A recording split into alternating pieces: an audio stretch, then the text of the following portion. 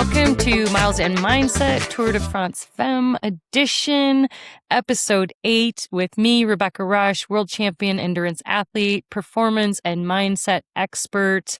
Brent Bookwalter, my teammate on this adventure, is not with me today, so I'm taking this solo breakaway here for this one.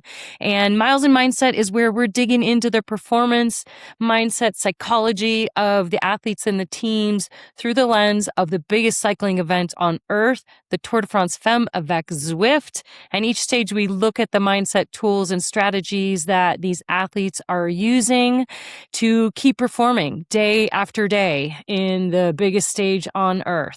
So I hope if you missed any of the previous episodes, go back to our YouTube channels and dig in and keep building and training your performance mindset with some of the tools that we've already presented and given to you.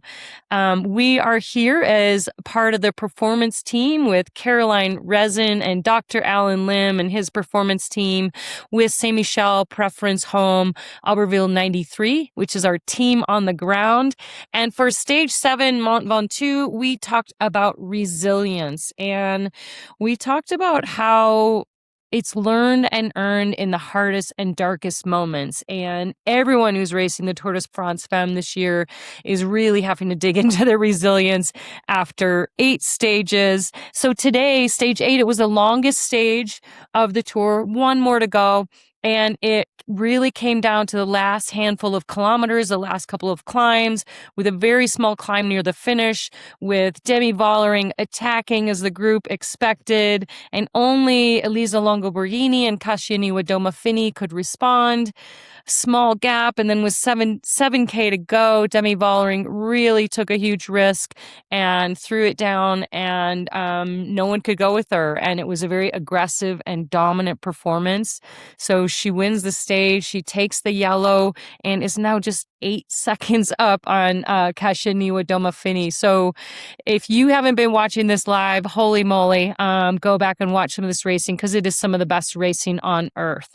Stunning, and it's been so exciting for me and so energetic and inspiring. So today, the performance mindset that I want to talk about now is visualization. And we've all heard of visualization. It's a powerful tool that has been used for a very long time, where, you know, the basics of it are you visualize a good outcome, or the moments in between the start and the finish, the turns of the races. And Kasia on Mont Ventoux, she talked about, after her win, visualizing the summit when she was there earlier in the year with her husband and her friends, and the joy that she felt riding. And she said she was chasing that feeling and visualizing that feeling, which I thought was really special. Of course, she's visualizing the win, but she was also visualizing the feeling that she wanted to have at the finish line. And all riders are doing what they can within their means to either go and ride the stages of the tour so that they can go back home, visualize every corner, every turn, every finish, every start, because it's a really powerful mental tool to keep putting yourself in that place, remembering what it was like, even if you can only go there once. And often, even if you can't go there at all, people are watching the courses either on video, watching previous races, so that they can just kind of tell their body and their mind what it's going to be like to be there. And what that does by visualizing is, one, if you can be there on the ground, great. Your body starts to remember, and it remembers the feeling, it remembers the turn, it remembers what the wind felt like. And so that's a way of practicing, basically, just as you practice and you do your intervals, practicing visualization in your mind, it's actually ingraining and embodying those experiences, those turns, those feelings, those courses. The first year that I did the Leadville 100, I didn't have a chance to go recon any of the course. It just wasn't available to me. And so I had drawn out a race map, taped it on my top tube, a course profile. And the only part of the course that I could ride was the last, 1 mile to the finish line with this iconic red carpet finish. And so I studied my map. I tried to visualize what the climbs would be like, but since I hadn't been there, I couldn't do a lot of that. But what I did do over and over is I rode by myself across where that finish line would be the next day, practice putting my hands up in the air, going through the motions. And what that was doing is really sort of embodying the feeling of what my goal was, which was to go and win the race. And I was able to do that in my first year and subsequent years.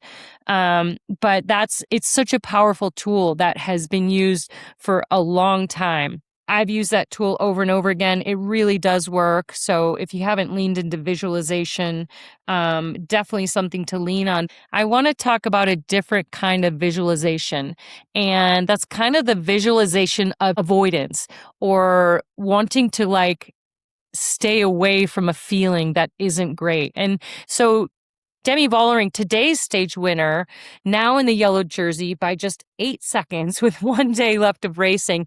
She talked about visualization in her post-race interview today. She said she'd had a premonition about today's stage, which I find very interesting. Who knows what's going on in her mind and her psyche, but she had kind of had a premonition about today, which was amazing because it came true. But she also said that she never wants to feel regret ever again. She said she's felt it before and never wants to feel that terrible feeling again. So this is a type of visualization in the negative sense, remembering an outcome or situation that was deeply unpleasant and recalling that, reminding yourself of that in the moments that really matter, those super hard moments where you have a decision to make, to go for it, to risk it all, leave it on the line, or not. And her move today, she might have blown up and it might not have worked, but either way, she would have arrived at the finish line with no feelings of regret. And that's what she said. She wanted to avoid feeling that ever again.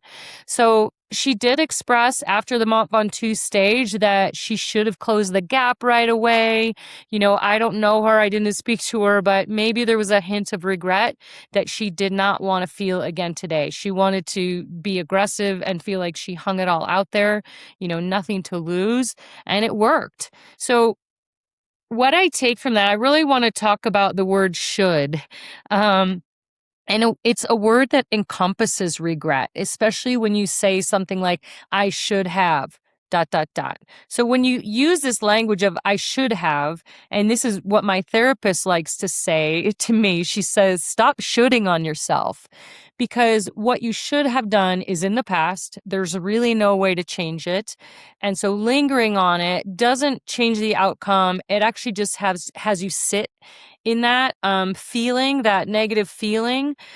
But where regret does come useful is in the present moment. So if you can remember a feeling of a time that you quit, or a time that you didn't perform, or a time that you were not happy with the choices that you made, drawing on that in the present moment is kind of a way to motivate you to avoid feeling that way again. So it's almost like a negative visualization, so to speak.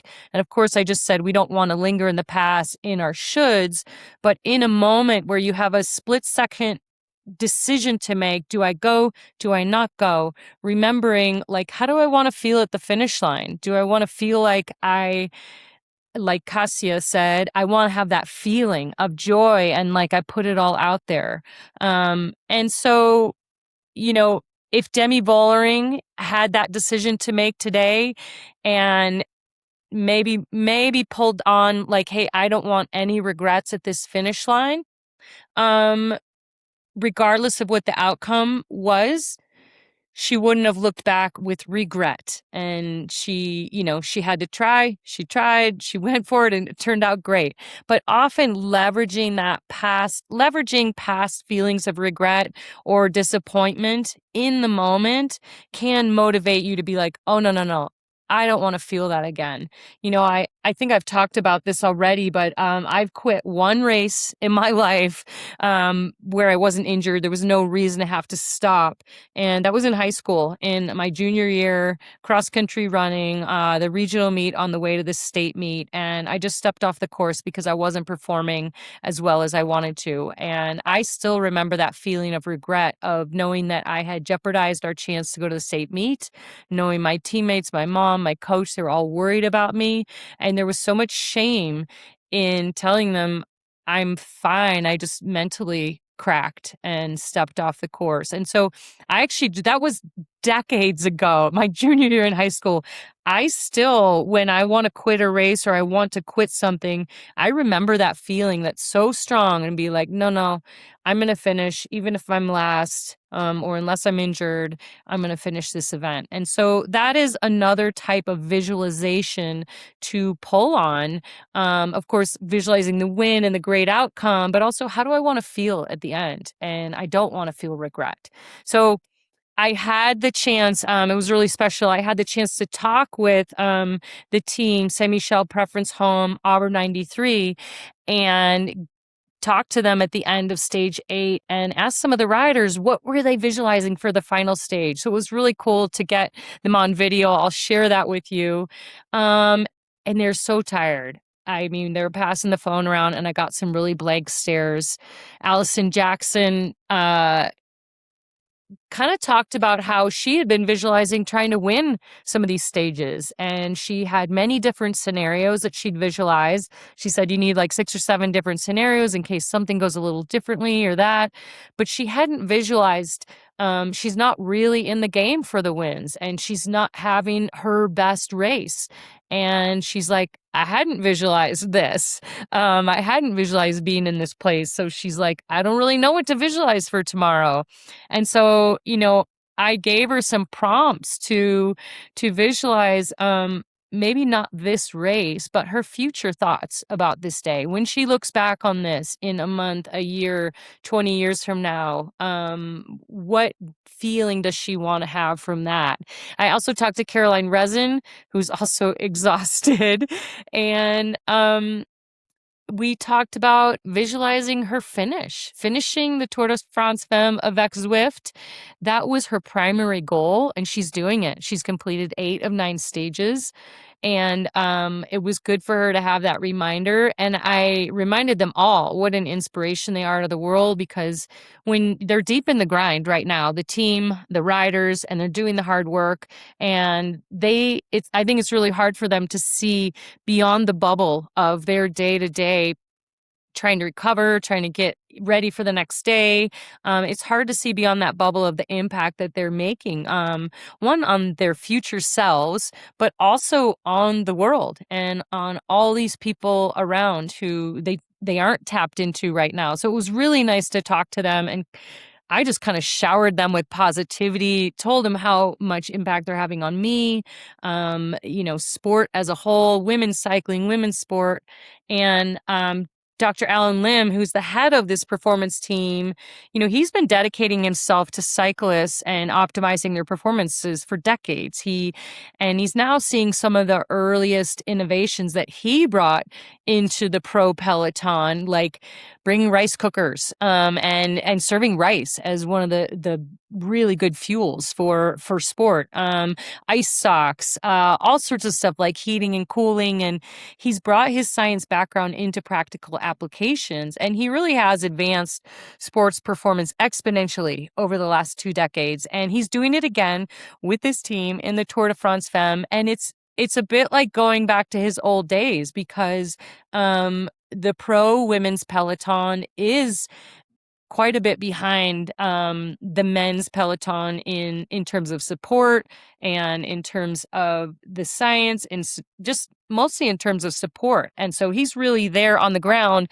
really trying to elevate the level, and he's doing it again. But even he, I asked him what he was visualizing, and I also had to remind him of the future. And when the present is really exhausting and not going as you're planned, and you're so focused on literally moment to moment trying to survive, it's often hard to look at the future and remind yourself, visualize yourself, that feeling you want to have at the finish with no regrets and knowing you put everything into this performance, and that matters not just for you and your future, but also the future of humanity and cycling and sport. So I left my conversation with the team with the spirit of them visualizing the feeling that they want to have at the finish of the last day of the Tour de France Femmes avec Zwift.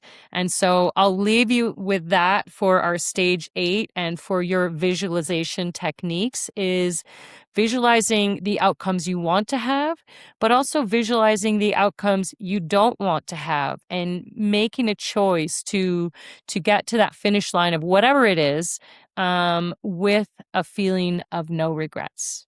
Thanks again for being here at Miles and Mindset. This has been such a fun exploration. We have one more episode, and so make sure you're following along on YouTube, that you're sending us some comments, and that you're sharing, and that you're watching the racing. And I so appreciate you being here, and I'll see you on the next one.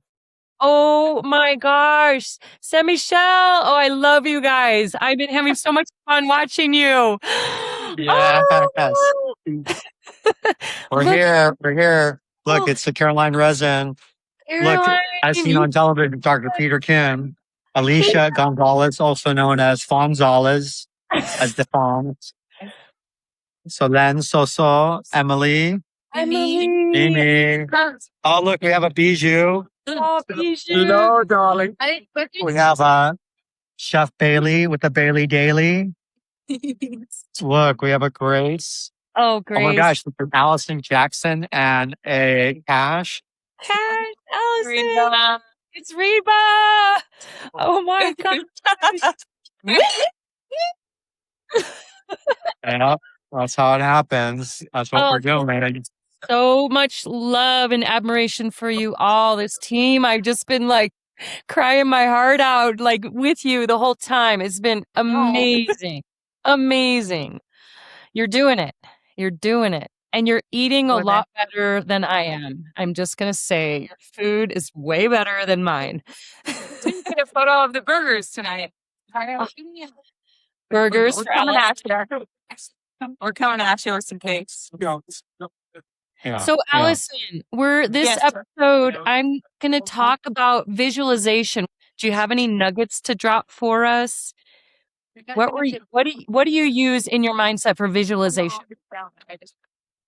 Well, normally if I use visualization, it's I imagine 7 different scenarios of how I win the bike race. But that is not the goal of my life here. Then I'm gonna have some spaghetti. yeah. Mostly it's when you want to win a race, you have to, in the game of cycling, you have to visualize like 7 different scenarios, so that when the game throws at you, you know what your response is already and how you'll win. So now that's not happening for you. So what are you visualizing towards your future? What is in the future? Like, because we're all like, I think about visualization too. Sometimes I visualize avoidance of like not wanting to have regret, or how do I want to feel at the finish line, even if the results outcome isn't what I wanted. So what I'm challenging you, what are you visualizing? The results outcome isn't happening for you. What are you visualizing for the future? You got one more day of racing and you're in it. I'm in it. Well, maybe we got to talk about this mindset, because I was like, tomorrow's going to be such an exciting race to watch. Yes. I would really like to watch the race. I don't know if I need to be in it per se. I've made my mark on the race already. So that's my main goal was some side questing, actually. Well, I'll give you, maybe I'll give you a little bit of nudges then. Why it's important that all of you are out there riding is that people like me, young girls, everyone is watching. And the energy that you bring on the course and you're smiling and you're laughing, that is just as big as a win. It's just as motivating for somebody like me in the watching to see the spirit of the race, not just at the front of the race, but throughout the whole thing. Everyone every day showing up, fighting, even if it's not going exactly as you wanted. And to me, that's almost more inspiring. So I just want you to hear that like it brings me to tears to see all of you and see your orange and green jersey and like it really, I'm getting kind of emotional thinking about it. So you must race tomorrow. You must bring your energy. And for the whole team, bringing your energy to the course, to the race, to the team. That's what you're there to do, is bring your energy. Okay, every lap, I'm picking my favorite fans and I'm riling them up. And let's get fired up. Yes, because when you're 85, oh, this is an opportunity to like you're gonna visualize. This is the opportunity to visualize. How do you want to look at this 25 years from now? This last stage, stage 9. Tell your grandkids about today. Tomorrow, excuse me. The thing is, when I'm old, I'm going to be doing new, cool, exciting shit. I'm not going to even look back on this. I'll be like, oh, that little thing that I did one time in France. I don't know. As somebody who's got a few years or few decades on you, you will hold this and it will shape who you are. You will be doing new, cool things, but it's a foundational part of who you'll be when you're 57, like I am. So excited for you. I'm your cheerleader. Thanks. Yeah, we need to hear that, because I think we're all tired. So it is an important reminder that we're having an impact, because we're in a bubble where we don't necessarily see that impact. The impact out here is so big for women's sports, and not just women's cycling, for sports in general. Bringing the level up, showing people what it's like to show up even when it's super hard. Like, this is more than a bike race. This is showing people how to live their lives with resilience, with grit, with getting up when you fall down. Like, it literally is life that you're showing us all how to live life. You are. Reba, this is why you're on the team. Gosh, I wish I could be there hugging you. But I am hugging you. I hope you're feeling all this energy that I'm sending. Thank you. Appreciate it. She's like, put me in her locker tomorrow. It's gonna put me in her locker. Okay, what about Caroline? What do you have to say? Caroline, what are you visualizing? Are you visualizing like this one? Yes. Yeah. What are you visualizing? I mean, I guess it's a bit difficult because there's what you can anticipate the race is going to be like. And like tomorrow, the race is going to be really hard, but I don't exactly know when or how they're going to start making it hard. So, yeah, I think we just try for a breakaway again in the beginning. But yeah, it's like the last day, so there's not really anything to lose. You can just go as hard as you want for as long as you want. I mean, one thing I'll note is that every day you have felt a little better. And so you can visualize feeling the strongest you felt all week.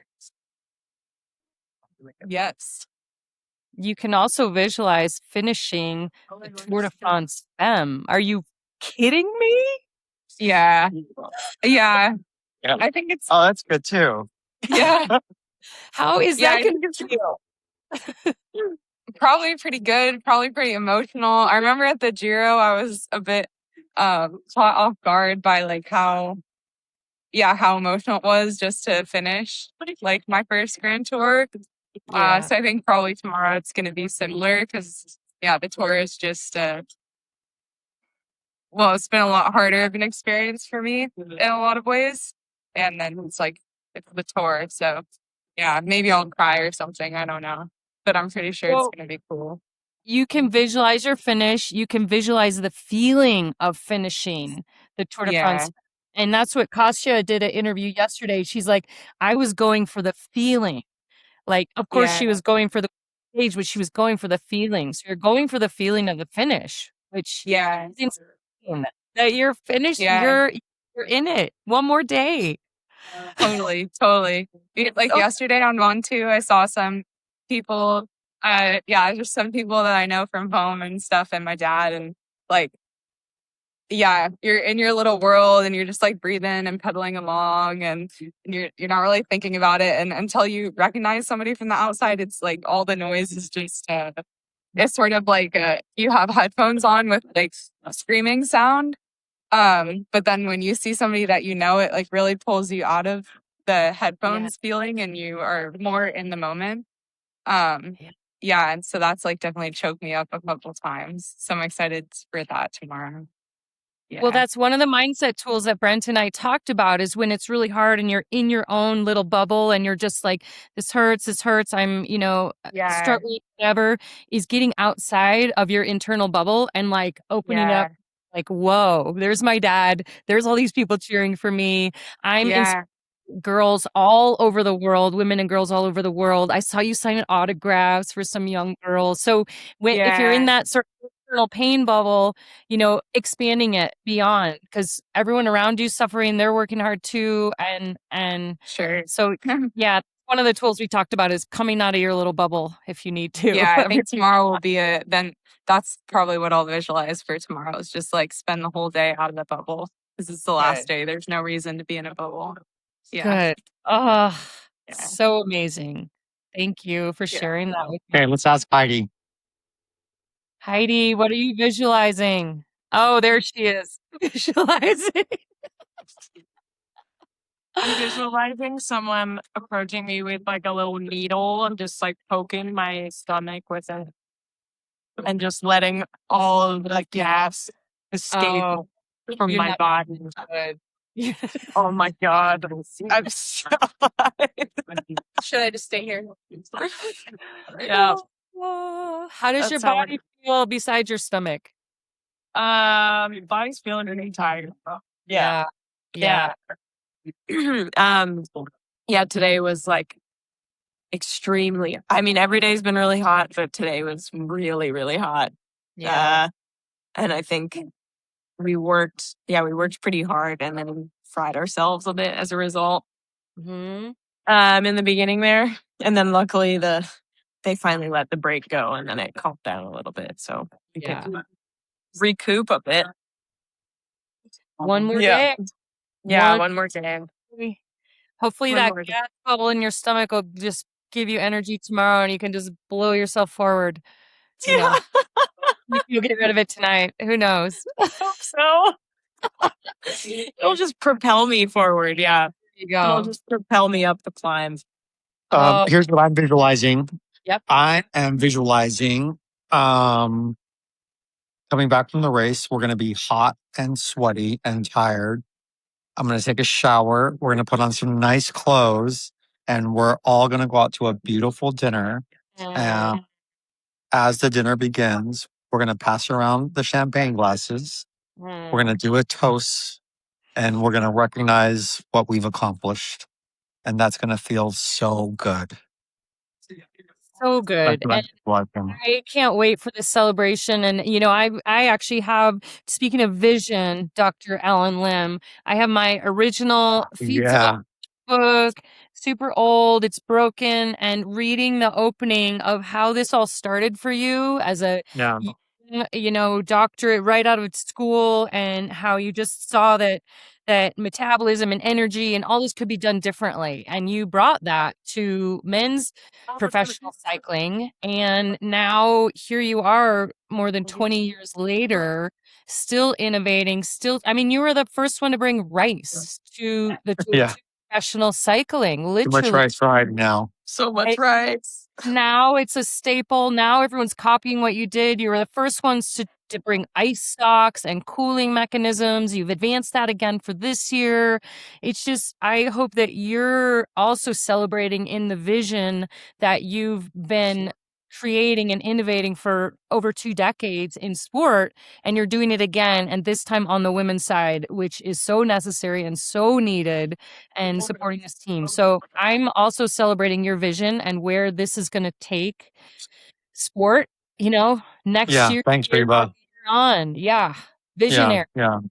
Yeah. I hope that we can advance the science. I hope we can advance process and technique. I hope we can inspire others. And I think that it's hard in the moment because you work so hard just to crack the door open a little bit, as we were talking about earlier today. And you want that door to swing wide open, but it doesn't always. But, it's always a monumental effort to get a foot in the door to start to make some change. And it's been a big cultural shift on this team. I think we're not going to really realize the impact of that for a while. So we'll let it marinate after this race and see what happens. Well, and I love you have made a crack, a fissure. And if you think of in geology, a little crack happens in the stone. We keep dripping a little more water in, a little more water in, and then all of a sudden, boom, it blows Yeah. open and creates the Yeah. Grand Canyon. So you've done the hard part of making that fissure, and we're going to all keep Thanks. putting water in the crack, okay? Yes, we need support. We need people to come out and pour that water and help us make a difference, because this is where the help is needed. And I think it matters. It especially matters because the world is unfair and it can be a dark, nasty place. And so because it's unfair, the best we can do, I think, is to care, right? Yeah. And to help make it better. And it's what F. Scott Fitzgerald said when he said the test of a first-rate intelligence is the ability to hold two opposing ideas in one's mind and still retain the ability to function. One may, for example, realize the situation is hopeless, yet still work to make it better. And I think that's what we're doing. We're living in this kind of, middle of this race is so hard where it's just like, oh my gosh, this is hopeless. And yet every day these athletes are pedaling, right? And working to make it better.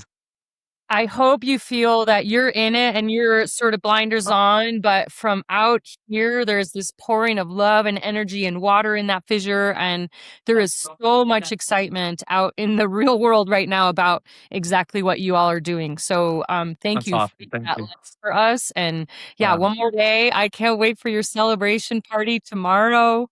Oh, so excited. Yeah. And it's not like we're going to party much. We're just going to have some food, sit down, and then go to bed. And relish in an achievement, a massive achievement. Yeah. Yes, exactly.